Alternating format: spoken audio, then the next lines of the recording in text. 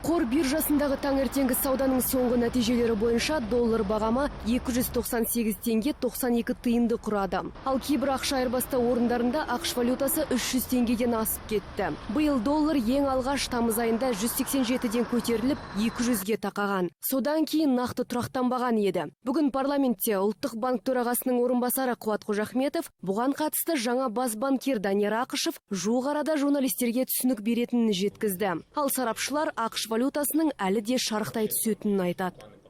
Пока мы для себя видим, что в принципе возможен сценарий. Біздің болжамымыз бойынша алдағы 2 айда доллар бағамы 315-320-ға дейін көтеріледі. Сол кезде ұлттық банк доллар бағамын ұстап тұру үшін шынымен де ойлана бастайды. Ал нарық жағдайын айтар болсақ, 25 қарашаға дейін экспортерлар салықтарын төлейді. Биржаға айтарлықтай қомақты ақша құйылады деген сөз. Бұл ұлттық банкті қазіргі жағдайға араласуынан құтқарады.